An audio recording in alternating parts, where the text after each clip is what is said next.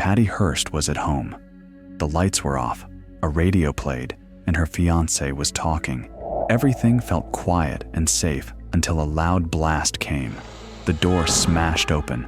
Masked men with guns rushed in. They pushed Patty to the floor, held a gun to her head, tied her eyes, and silenced her scream.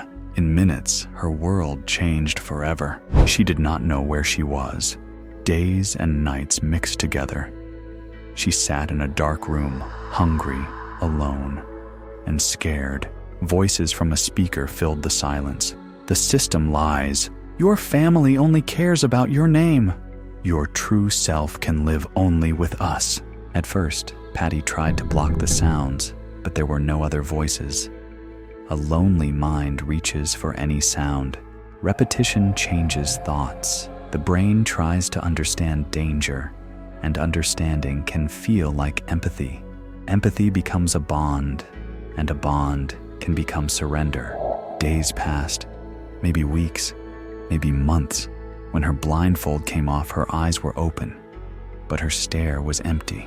The captors talked to her, taught her to hold a gun, and said her family was now the enemy. And at last, Patty smiled, of her own free will. Because survival is not only physical, the mind also shields itself. One morning, they gave her a new name, Tanya. Patty felt she was born again. Soon, Patty was not just believing, but belonging. She ate with the SLA, planned actions, and dreamed of revolution. Her new world erased the old one. Her mother's voice, her father's name, her Stanford classes faded like a distant dream.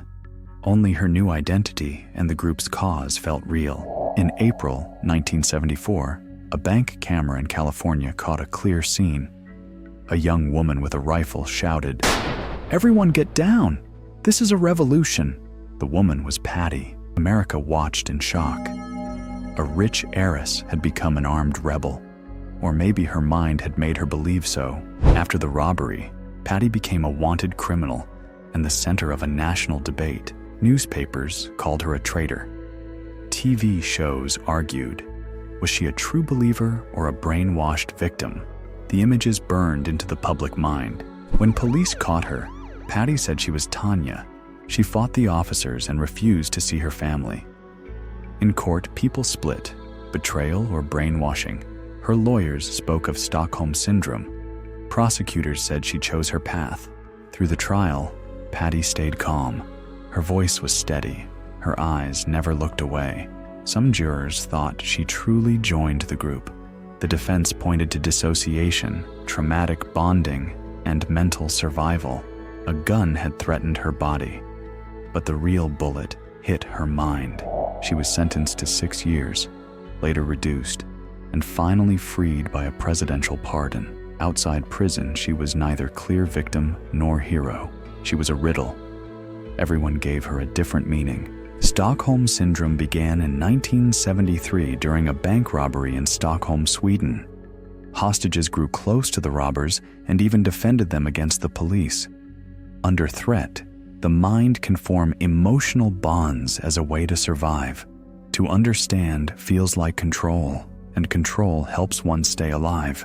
Patty's story is not just about a kidnapping. It is about rewriting a mind. One self was erased and another installed.